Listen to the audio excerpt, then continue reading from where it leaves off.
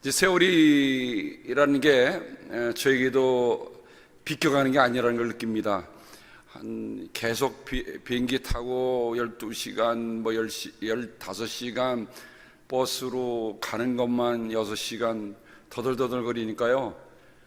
몸이 드디어 지금 이제 아주 온몸이 진동이 온 것 같은 그런 느낌이 있습니다.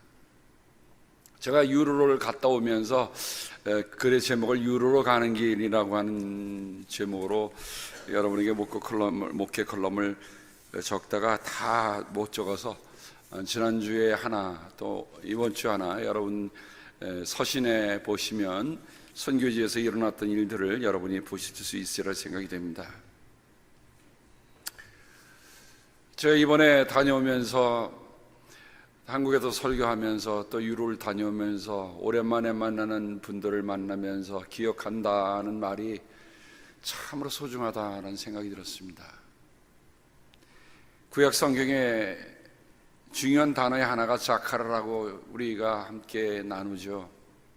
이 자카라는 말은 기억한다는 뜻이지만 여기에는 두 가지 보는 게 함께 하는 게 있습니다. retrospect, 뒤돌아본과 prospect, 내다봄. 이 기억이라는 게 얼마나 소중한 것인가 하는 것을 우리에게 보여줍니다. 사람이 그러므로 기억력을 잃어버린다는 것처럼 사람을 움츠리게 만드는 게 없죠. 하지만 우리가 기억한다고 하는 것은 우리가 과거의 어떤 사건을 돌아볼 뿐 아니라 앞으로 내다볼 수 있는 하나의 귀한 사건이 된다고 하는 것입니다. 64년이 지났습니다. 여러분, 64년이 지났다고 하는 것은 무엇을 의미할까요? 다 잊어버렸다. 그죠? 다 잊어버렸을 겁니다. 64년이 지난 어떤 한 사람을 누군가 기억하겠습니까? 제가 이번에 몽골에 마지막 날 오는 날 징기스칸 기념관에 들렸습니다. 그랬더니 거기에 몽골 비사라고 하는 몽골의 비밀스러운 역사 해갖고 그 그림으로 해서 만든 책이 있어요. 제가 한 권을 사왔습니다. 여러분들이 보시라고. 제가 틈을 내서 보는데 여러분, 징기스칸이 25년 동안에 세계의 반을 정복했습니다. 대단하죠? 25년 동안에 세계의 반을 정복했어요. 근데 그 몽골 비사의 끝부분에 가면 야생마를 사냥하러 나간 징기스칸이 탄 말이 야생마에 놀라서 그냥 치니까 징기스칸이 거기서 떨어집니다. 엄청난 통증을 느꼈어요. 물론 그 책에는 그런 얘기가 소설에 기록되지 아니하고 나중에 징기스칸이 하늘로 올라갔다는 말로 표현하지만 저는 아마 징기스칸이 그 말에서 떨어진 그 대퇴부의 엄청난 부상으로 인해서 세상을 떠났다, 그렇게 생각을 해보았습니다. 평생 말을 타고 말에 익숙해서 말 하나 가지면 어딘지 내달렸던 말의 황제 징기스칸이 그 말에서 떨어졌다는 거예요. 저는 그 비사를 보면서 그런 생각을 했습니다. 우리 주님이 말씀하셨죠. 검으로 흥한 사람은 검으로 망한다. 말로 흥한 사람은 말로 망하는 거예요. 그러나 이와 대조적인 한 알의 미랄이 몽골 땅에 떨어져 나라를 잃고 망명한 의사 이태준을 몽골인들은 신의, 하나님이 내리신 의사라고 불렀습니다.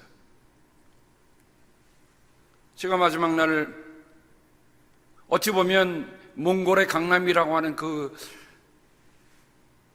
가장 중요한 도시의 중앙에 있는 곳을 우리 선교팀하고 가서 안에 가서 사진 하나 찍었는데요. 여러분, 사진 제일 뒤쪽에 보이는 그분이 대암 이태준 선생이십니다. 세브란스 2기입니다. 제가 새벽에 어제도 잠깐 말씀드렸습니다마는 제가 이 몽골에 있는 한국방송이 광복 70주년을 맞이해서 지금부터 2년 전입니다. 특집으로 내놨던 그 하나가 대함 이태준 선생의 스토리더라고요. 여러분 잠깐 보시겠습니다.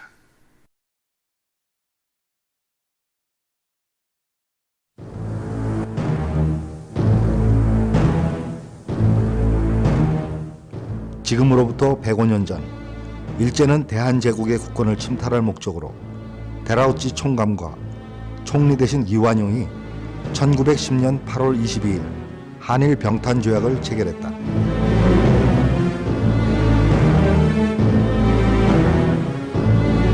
일제는 대한제국의 외교권을 박탈하고 통감부를 설치해 대한제국을 신민주로 만들었다.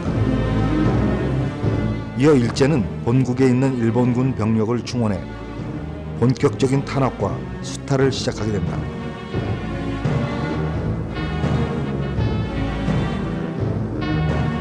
우국지사들은 의병을 조직해 국내에서 활동을 계속하는 한편, 또 한편으로 우국지사들이 국외로 이동하여 독립운동기지를 건설하면서 36년간 무장투쟁을 이어간다.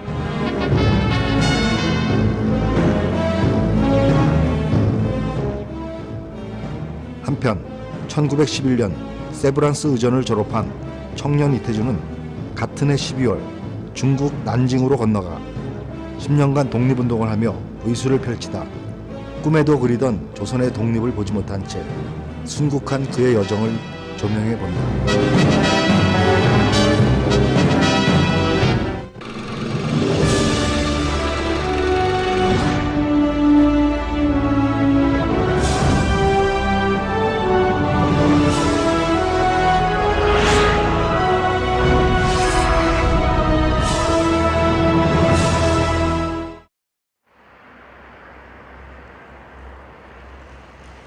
2015년 7월 울란바토르 벅드산 자락에 자리 잡은 이태준 열사 기념공원.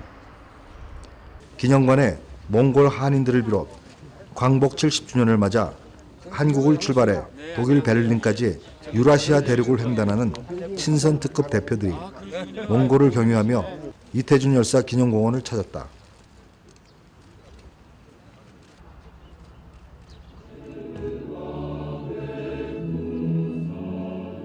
때마침 오늘은 2000년 7월 몽골 한인회와 연세의료원의 노력으로 이태준 열사 기념관이 건립되면서 국가보훈처의 지원으로 두 번째 맞는 개보수 착공식이 열리는 날이다. 하나, 둘, 셋. 금년이 이제 광복 70년이고 또 한몽골 수교 25주년을 맞이해가지고 이게 이태준 선생님 그 기념관 개보 소식을 착공하게 돼서 더 의미가 있다고 생각을 하고 있습니다. 금년 올해는 한 1억 정도 투입을 해가지고 이것을 이제 개보수를 할 예정으로 있고 또 기념관 안에 이제 전시물을 좀 더 현대적으로 좀 더 이렇게 고쳐가지고 다시 전시를 할 그런 계획을 가지고 있습니다. 해마다 한국에서 많은 국민이 여행을 오고 있다. 울란바토르에 관광 명소가 많지 않다 보니 이태준 열사 기념공원이 언제부턴가 관광 코스가 되었다. 그럼에도 이태준 열사를 아는 국민은 아주 극소수이다. 우리 잘 알지 못했었습니다. 이번에 오셔서 처음 아시게 된 건가요? 네, 그 기억은 하고 있었습니다만은 몽골에 오셔서 일찍이 몽골을 위해서 그렇게 우리 귀한 일들을 하시고 특별히 우리 독립운동을 위해서도 애쓰신 분이라는 걸 다시 한번 알게 돼서 더 새롭게 생각을 합니다. 혹시 이태준 선생님에 대해서 들어봤어요? 저는 여기 와서 처음 알게 됐어요. 와서 보니까는 우리 저 이태준 선생님이 어떤 분이라고 생각했어요? 숨겨진 독립운동가고 알려지지 않은 일들을 뒤에서도 많이 하고 계셨던 분들이 많이 있구나. 그래서 우리나라를 좀 더 사랑한다면 여기저기서 많이 알아봐야겠구나라는 생각을 했습니다. 이태준 열사, 그는 왜 100여 년 전 이국만리 이곳에 와서 잠들어 있는 것일까?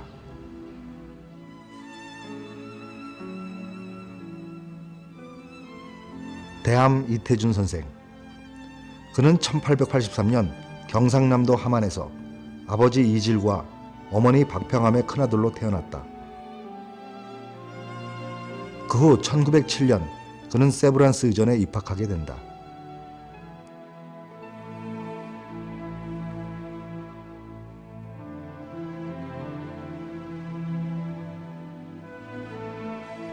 당시 일제는 1907년 6월 헤이그 밀사 사건을 계기로 고종을 강제 퇴위시키고 정미 7조약을 체결하여 한국의 내정과 외정권의 대부분을 통감부가 장악하게 된다. 이어 통감부는 더 나아가 대한제국의 군대를 강제 해산하여 한국민의 저항을 무력화시키려 했다. 이에 맞서 해산 군인들을 중심으로 대규모 의병전쟁이 일어나게 된다.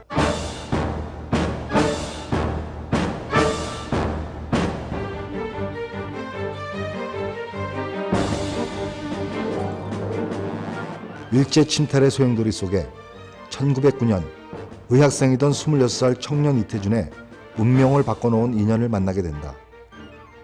그가 바로 도산 안창호 선생이다.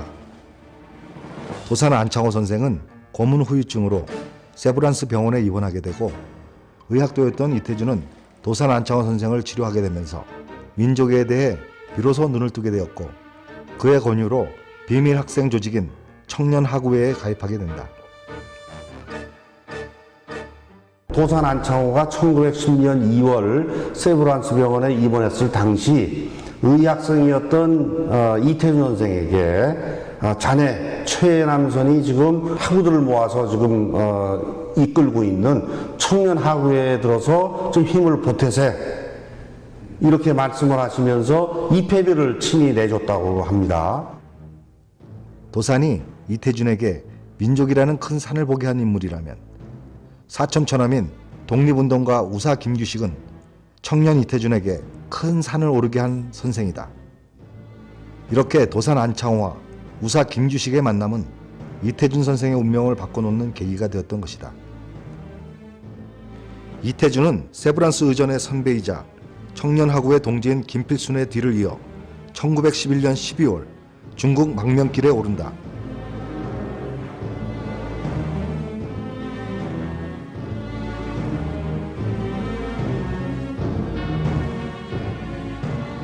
중국에 도착한 이태준은 난징 기독교 의원에서 인수를 펼치고 조선 독립군 부상자를 돌보며 본격적인 독립운동에 참여하게 된다.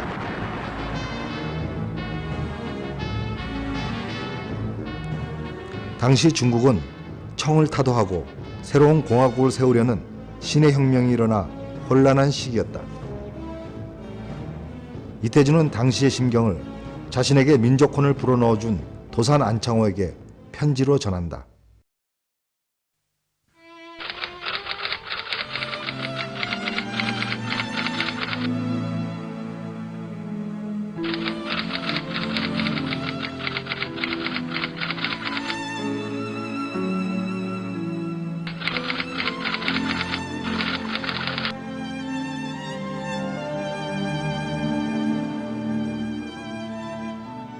난징에서 진료 활동을 하던 이태준은 그의 두 번째 운명을 바꾼 인물을 만나게 된다.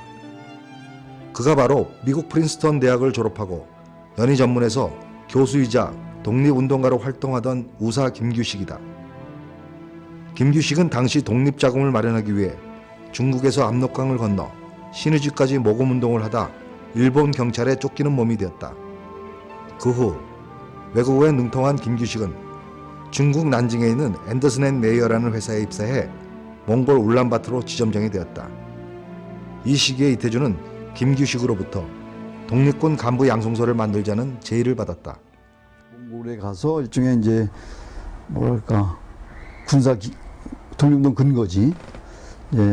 군사 장교들도 양성을 하고 또 거기 이제 근거지도 만들고 하면서 이제 앞으로의 이제 장래에 일본과의 어떤 그 독립운동, 일본을 상대로 한 독립운동에 이제 근거지로 활용하겠다 이런 전망을 가지고 이제 그래서 그 인연으로 이제 김규식 선생이 뭐 1919년 3.1운동 전에 이제 파리 강화회에 갈 때 이태준 선생이 이제 2,000원이라고 하는 당시 엄청난 큰 돈인데 돈을 좀 뭐랄까 지원금을 좀 내기도 하고.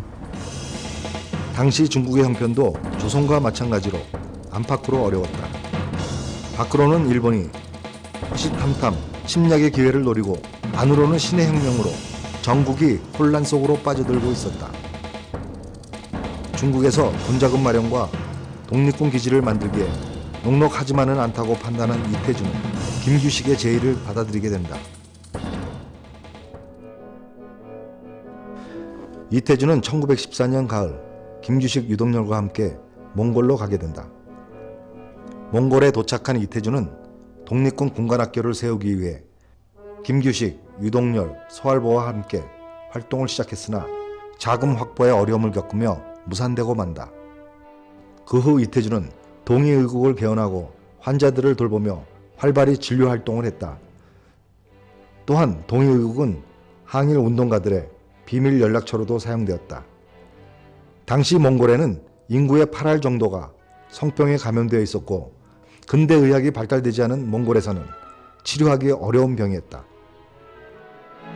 근대 의학을 전공한 이태준에게는 성병 치료가 그리 어려운 병은 아니었다. 당시 앤더슨 앤 메이어에서 몽골 지점장으로 일하던 김규식은 중국과 몽골을 오가며 이태준에게 필요한 약을 구해다 주었다. 이태준이 수많은 환자들을 치료하면서 그의 명성은 몽골 울란바타르에서 신이라고 불릴 정도로 알려지게 되었다. 당시 몽골의 마지막 황제인 보그드칸의 주치의가 되었다. 또한 몽골에는 중국군이 주둔하고 있었는데 중국군 사령관 가오시린의 주치의도 겸하게 됐다.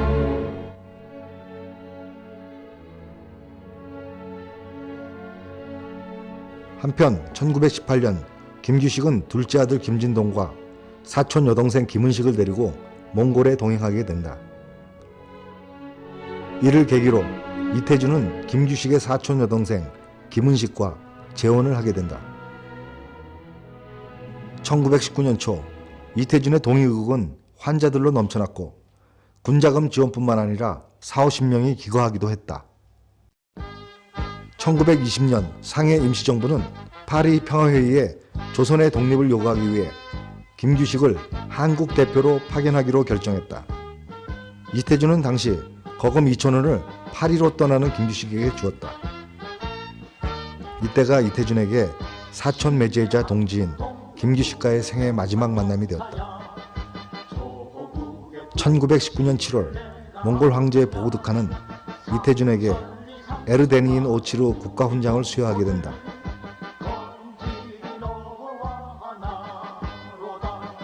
한편 1920년 상해 임시정부는 레닌 정부로부터 독립자금 200만 루블을 약속받게 된다. 그러나 러시아의 혁명을 반대하는 세력인 운게른 스텐버그가 러시아 적군에 밀려 시베리아와 몽골 국경 지역에 주둔하고 있어 러시아에서 오는 군자금을 중국 상해로 옮기는 것이 쉽지만은 않았다. 어려운 상황에서도 1차 40만 불의 금괴를 옮기게 되는데 그중 12만 루블을 울란바타르를 통해 상해로 운반하는 일을 이태준이 맡게 됐다. 이태준은 김립과 함께 8만 루블의 금괴를 상해 임시정부에 무사히 운반하고 그곳에서 약산 김원봉을 만나 의열단에 가입하게 된다. 이태준은 김원봉에게 폭탄 전문 기술자가 필요하다는 이야기를 듣고 몽골에서 폭탄 전문가를 찾아보겠다고 약속하고 몽골로 돌아온다. 마자르가 있는데 폭탄 그 제조 기술을 갖고 있다. 그리고 혁명적인 그런 정신도 갖고 있는 사람이다. 그래서 이 사람을 내가 소개해주겠다. 이렇게 하면서 이제 의열단 가입함과 동시에 김학산, 김원봉 선생에게 그 마자를 이제 다음에 올 때 이제 소개해주겠다. 이게 약속을 하고 이제 다시 몽골로 되돌아간 거죠. 몽골에 돌아온 이태준은 폭탄 기술자를 찾기 위해 백방으로 노력한 결과 헝가리인 폭탄 기술자 마자르를 만나게 된다. 이태준은 마자르에게 폭탄 만드는 기술이 필요하니 상해로 함께 가자고 부탁을 했고 그는 이태준의 간곡한 부탁에 함께 가겠다고 약속했다. 이태준은 지난번 상해 임시정부에 운반할 금괴 중 울란바타르에 남아있는 4만 루블의 금괴를 운반하기 위해 계획을 하던 중 러시아 백군 운게른 부대가 울란바타르로 쳐내려왔다. 당시 몽골 주둔 중국군 사령관 가오시린으로부터 함께 중국으로 가자는 권유를 받았지만 이태준은 거절한다. 이태준은 상해 임시정부의 운반할 금괴와 폭탄 전문가 마자르를 데리고 가겠다는 약속을 지키기 위해 위험을 무릅쓰고 울란바타르에 남아있게 된 것이다. 1921년 2월 웅게른 부대는 울란바타르에서 중국군과 치열한 전투 끝에 중국군을 밀어내고 울란바타르를 점령한다. 울란바타르를 점령한 웅게른 부대는 약탈을 하며 몽골 지식인과 양민 그리고 외국인 등 8,000명을 잡아 울란바타르 인근 벅드산에서 집단 학살을 자행한다.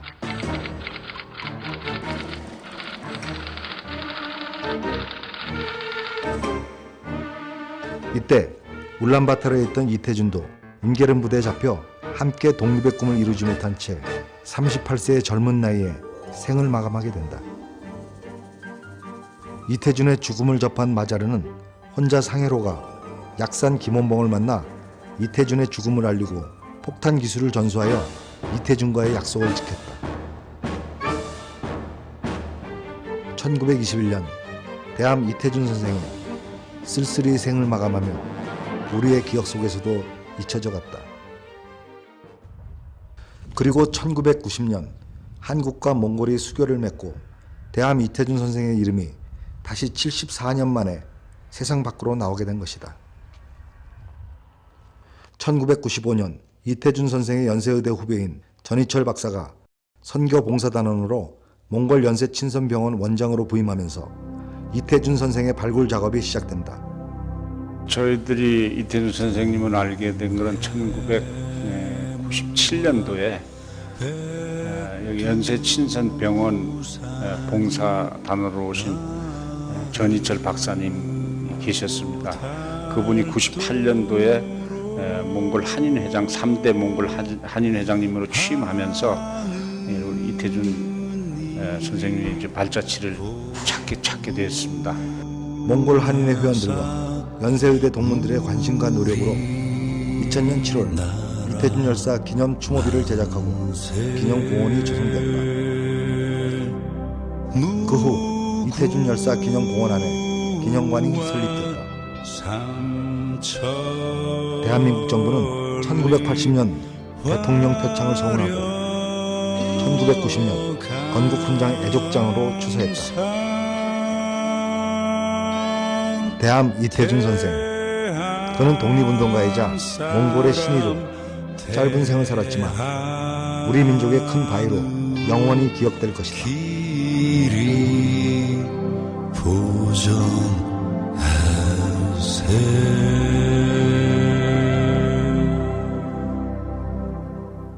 여러분, 대함 이태준 선생의 다큐를 만든 것을 보시면서 우리가 역사에 얼마나 비친 사람인다는 것을 우리가 알 수 있습니다. 오늘 우리가 이렇게 미국에 와서 어떤 의미에서 보면 어려움 없이 지금 살 수 있는 것도 바로 저런 하나님의 미랄이 땅에 떨어져 썩어서 열매를 맺었다고 하는 그런 마음이 큽니다. 저는 이번에 몽골에 가서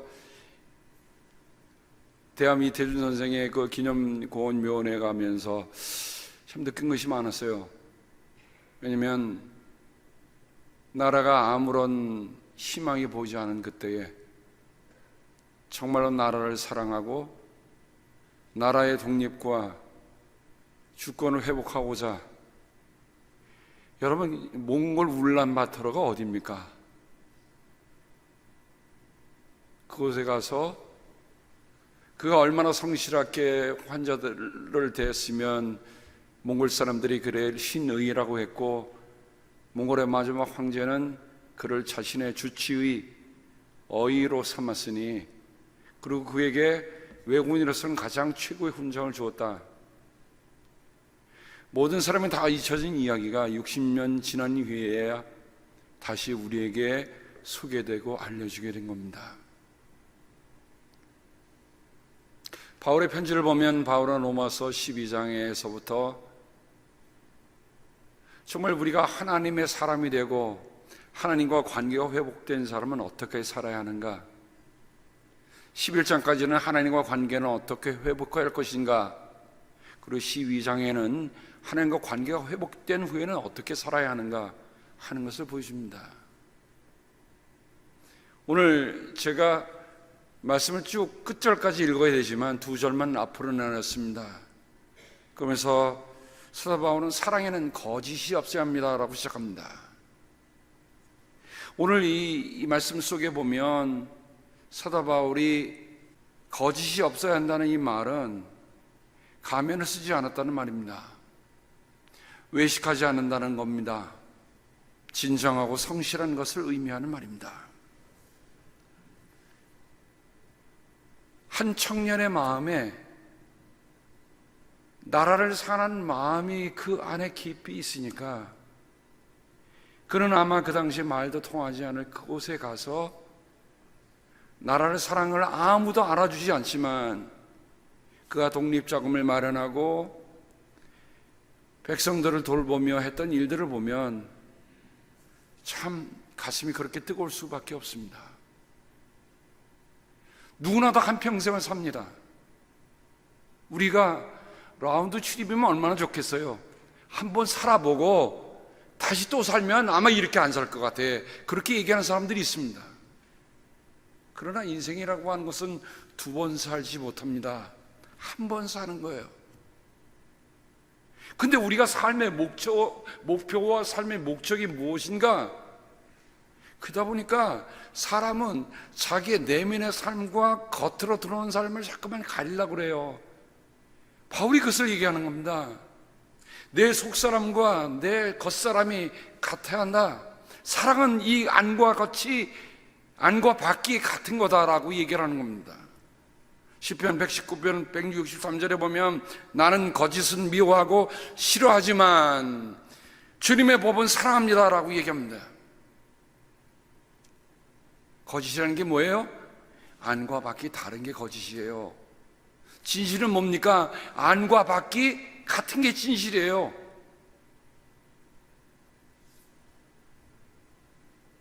그래서 바울의 편지나 신약 성서의 기자들에 보면 이 거짓 없는 이라는 말이 누차 나오고 있는 것을 봅니다. 고린도후서 6장 6절에 보면 거짓 없는 사랑, 디모데전서 1.5절에 보면 거짓 없는 믿음, 요한일서 4장 20절에 보면 누구든지 하나님을 사랑한다고 말하면서 자기 형제 자매를 미워하면 그는 거짓말쟁이입니다. 보이는 자기 형제 자매를 사랑하지 않는 사람이 보이지 않는 사람을, 하나님을 사랑할 수 없습니다라고 얘기합니다. 그러면서 요한 기자는 얘기합니다. 자녀된 여러분, 우리는 말이나 혀로 사랑하지 말고 행동과 진실함으로 사랑합시다.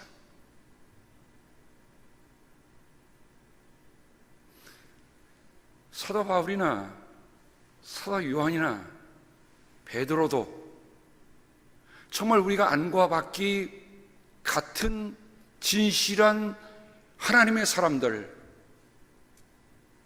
그들이 얘기하는 거였어요. 저는 다음 주에 올 우리 교회, 원래 9월 7일이 생일인데 아까 몽골하고 수교하여서 그 전희철 박사가 가신 것이 97년이라고 했습니다. 20년 된 거예요, 똑같이. 제가 이번에 몽골에 다녀오는 길에 그 얘기를 조금 여러분에게 소개해드리면서 우리가 어떻게 성숙한 교회로 가겠는가? 교회라고 하는 것은 단지 사람이 모이는 것이 아니라 우리가 성숙한 공동체로 가는가, 성숙한 하나님의 사람들의 모임으로 가는가 하는 것들을 이런 선교를 통해서 우리가 함께 느끼고 배우는 거예요. 유로로 가는 길 뭉크채책 사모님에게 출산금을 전달하고 어린이 예배에 함께 참석하고 우리 몽골 어린이에게 식탁을 함께 나누었습니다. 사진을 보시면 여러분 저 뒤에 보이는 건물이 저희가 $8,000에 구입해서 그곳을 성전으로 만들어 놓은 곳입니다. 그리고 오른쪽에 보면 게르가 있죠. 나란바타르 목사님과 뭉크채책 사모님이 사는 집이에요. 근데 여러분 그 건물을 유심히 보면 이쪽에는 빨간 지붕이 있지만 그 왼쪽에 보면 벌써 칠 색깔이 다 바뀌어지고, 아니 허름해 보이는 것을 우리가 볼 수가 있습니다. 저희가 가서 제일 먼저 했던 것이 우리 문크지책 사모님에게 출산 격려금을 전달하는 일이었습니다. 나란바타로 목사님이 한 달에 250불 받습니다. 저희가 500달러를 출산 격려금으로 전했습니다. 어느 분이 이것은 꼭 문크지책 사모에게 가서 꼭 전달해 주라. 그래서 제가 선교부에 얘기했습니다. 선교사들은 개인적으로 돈을 주고받을 수가 없어요. 그래서 얘기했습니다. 이것은 우리 교회에서 어느 분이 특별히 데지그네이트 한 거니까 전달할 수 있으면 좋겠다. 허락이 됐습니다. 그리고 제가 전달하고 위에서 손을 얹고 간절하게 기도를 했습니다. 2층에 올라가 보면 저희들이 보낸 돈으로 선교비로 어린이들을 위한 컴퓨터 랩이 구성되어 있는 것을 봅니다. 2층은 다락방과 같아요. 그래서 서서 보면 크지 않습니다. 그 뒤쪽에는 책장이 있고요. 그래서 우리 간 팀들이 이 시설에 대해서 여기 위에 보면 벌써 벽이 다 이 지붕이 갈라져서 물이 새고 있는 것이 저희가 작년에 가서 봤는데 여전히 그것은 아직 고칠 수가 없는 상태였습니다. 밖에 나와서 우리 어린이들과 함께 우리 간 선교팀이 같이 뛰놀기도 하고 그랬습니다. 얼마나 아이들이요 생긴 게 너무 우리와 똑같아 갖고 아까 말한 우리 대암 이태준 선생님이 몽골인에게 더 어필할 수 있었던 이유가 뭐냐? 서양 의사하고는 얼굴 모습이 몽골인과 너무 같아서 친근감을 줬기 때문에 그분이 더 친근했다고 그래요. 이 어린이들과 함께 뛰어놀고 그리고 저희들이 염소 파티를 했습니다. 이 아이들은 염소고기를 먹는 걸 참 좋아한다고 그래요. 그래서 양고기보다 염소고기를 좋아해서 염소를 다 사갖고 어린이들에게 이런 플레이트에다 했는데 이번에 작년에는 밖에 나가서 먹었지만 올해는 다 자리에 앉아서 우리 선교팀이 하나하나씩 다 날라다 줬어요. 어린이들은 앉아있고 그래서 이렇게 이쁘게 앉아서 먹고 있는 모습을 여러분 보실 수 있으십니다. 어제 우리 청지기들이 모여서 우리 몽골 유로교회에 어떤 일을 해야 할 것인가? 이란, 이안, 사만이 있습니다. 이란은 부분적인 보수, 이안은 조금 더 보수, 사만은 성전을 옆에 새로 벽돌집으로 져주는 것. 하나는 6,000불부터 시작해서 하나는 3, 4만 불까지 가는 차이가 있습니다. 그런데 어제 그런 말씀들을 하세요. 라구나 힐스 교회의 20주년 기념 성전을 몽골 유로에 짓자.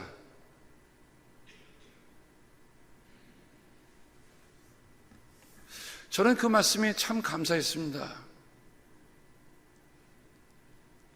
왜냐하면 그들이 아직은 스스로 그런 건물을 지어낼 수 있는 힘이 없는 사람들입니다.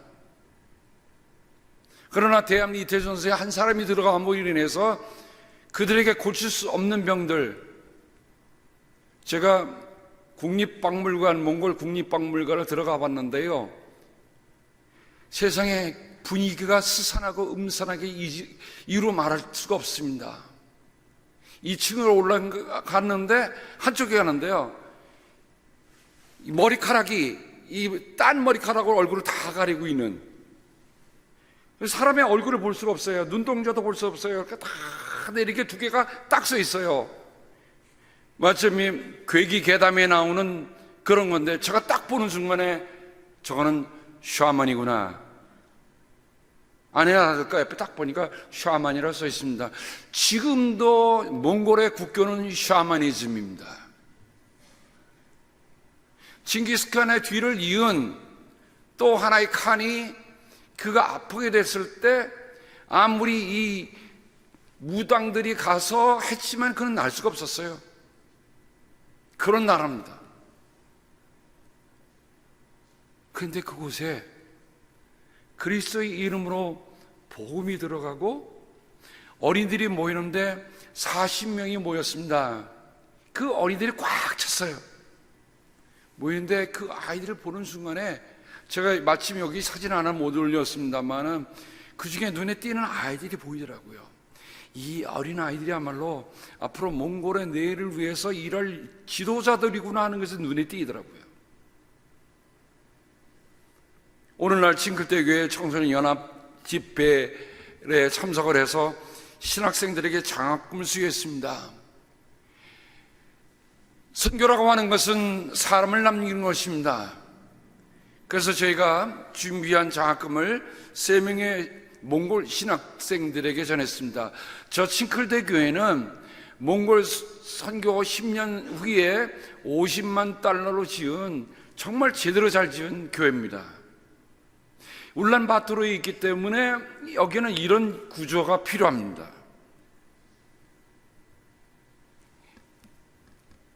여기 3명의 신학생 가운데 제일 오른쪽에 있는 학생은 대리로 나왔습니다. 그날 받아야 할 학생이 참여를 못해서 대리로 나왔는데 제가 몽골 갈 때마다 통역했던 어기라는 학생과 너무 똑같아서 제가 착각을 했어요. 그때 저희를 통역했던 어기라고 하는 학생은 지금 서울의 감리교 신학대학의 MDB 코र्스에 유학생으로 가 있습니다. 공부를 마치면 돌아와서 어떻게 몽골에게 그리스도인을 전할 것인가 하는 것을 지금 꿈꾸고 기도하고 있습니다. 그게 우리들이 해야 할 일들입니다. 청소년 연합 집회가 시작돼서 찬양팀이 나와서 찬양을 하는데요, 제가 동영상을 미처 다 빼려리가 없어서 담지 못한 부분이 있는데 얼마나 이 청년들이 정말 얼마나 감격스럽게 찬양을 하는지요. 특별히 그 제단 위에서 뛰는데 마치 말 달려가는 소리가 들리더라고요. 그만큼 이 청년들이 하나님을 찬양하는데 열정을 다해서 하는 것을 우리가 볼 수가 있었습니다. 저희가 다음 주일이면 20주년입니다. 저는 이렇게 생각을 했습니다. 어제 말씀을 듣고 성숙한 교회, 성숙한 인생이 뭔가? 미숙한 인생은 자기만을 생각하는 거잖아요. 남이 내게 어떻게 해주길 바라고, 남이 내게 사랑해 주길 바라고, 남이 나를 못 해주길 바라는 건 미숙한 인생입니다. 내 인생의 목표밖에 없어요. 하지만 성숙한 인생은 타인을 위해서, 다른 사람을 위해서 봉사하고 섬기고 돌보고 아낌없이 나눠주고 하는 것이 성숙한 인생이라 생각이 됩니다.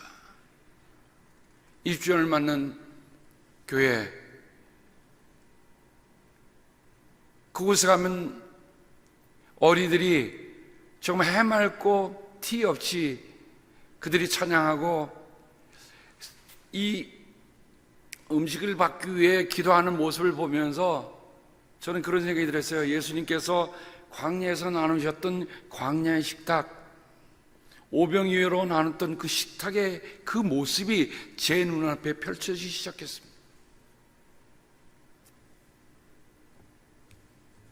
저는 돌아오는 주일 우리 20주년에 참여한 분들의 모든 헌금을 유로교회 건축비에 쓰었으면 하고 어제 청지기대에 말했습니다. 심지어는 제가 아는 목사님들에게 그래 보냈어요. 교회 축하한다고 화환 보내지 마시고요, 축의금으로 보내주세요. 몽골 선교비로 쓰겠습니다. 저 뉴저지에서 300달러가 왔습니다. 글렌데일에서 100달러가 어저께 봉투 2개가 딱 왔더라고요. 한 주가 더 있으니까 기다려볼 참입니다. 400달러 가지고 3만 불이 될까? 믿으면 아멘 합시다. 주님의 손에 들려지는 보리떡 5개, 물고기 2마리가 성인 10,000명을 먹이고도 12광절이가 남았어요. 여러분, 우리는 세상의 방식이나 세상의 계산대로 살아가는 게 아닙니다. 그건 미숙한 인생이죠.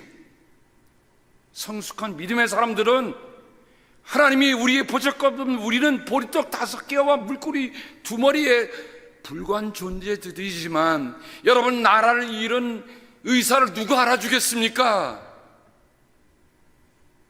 하지만 그가 그곳에 가서 진심으로 성실껏 일을 하며 마음에 하나님의 꿈을 꾸고 마음에 나라의 독립을 꿈을 꾸고 그 일을 했을 때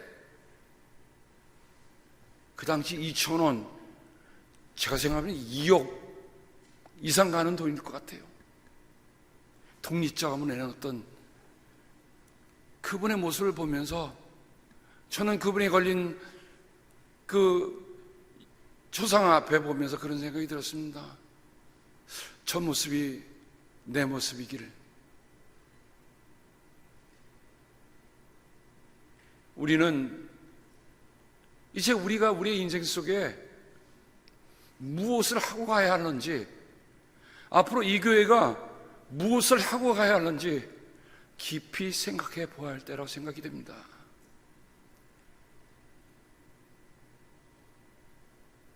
여러분이 이 일을 하신 것에 대해서 저는 감사를 드리고요.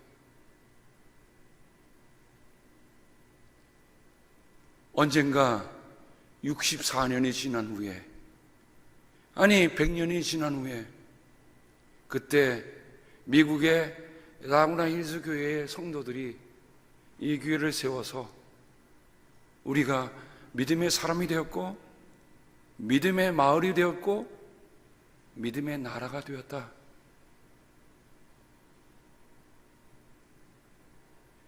만에 하나 사람이 기억하지 못한다 할지라도 하나님이 기억하실 것입니다. 기도합니다. 하나님, 잘 버틸 줄 알았는데 몸이 많이 고되더라고요. 어저께는 하루 종일 어떻게 지냈는지도 모를 정도로, 그래서 새벽에 일어나서 말씀을 정리하면서 하나님, 그래도 몸이 고돼도 나라는 잃지 않았고 쫓기는 몸이 아니고 자유스러운 몸으로 갈 수 있었다고 하는 것이 얼마나 감사한지요. 그런데 내가 지금 누리고 있는 이 자유가 바로 하늘의 미랄로 떨어져 죽은 그들이 있어서 오늘이 있다는 생각이 드니, 아버지는 몽골이 먼 나라가 아니라 바로 이렇게 한 사람의 삶을 기억해 주는 나라, 하나님 고맙습니다. 잃어버린 땅입니다. 그들도 숱한 수탈의 역사를 겪은 나라입니다. 한때는 말로 검으로 세상을 정복했던 그들이 이제는 침탈당하고 능욕당해서 부끄러운 나라가 이제 겨우 피어나고 있습니다. 주님, 우리는 그들에게 검을 주고자 하는 것이 아니라 그리스도의 생명의 복음을 나눠주고자 합니다. 어린이들이 자라나고 있습니다. 그들에게 그리스도를 전하면 앞으로 몽골의 나라는 달라질 거라는 그런 믿음이 우리에게 있습니다. 주님, 20주년을 맞이하면서 우리가 우리 교회의 자축에 끝나는 것이 아니라 정말 하나님이 새롭게 시작하신 그 일에 우리가 또한 마음을 모으고 정성을 모아서 하나님 하신 일에 동참하는 저희를 되게 도와 주시옵소서. 감사하며 예수님의 이름으로 기도합니다. 아멘.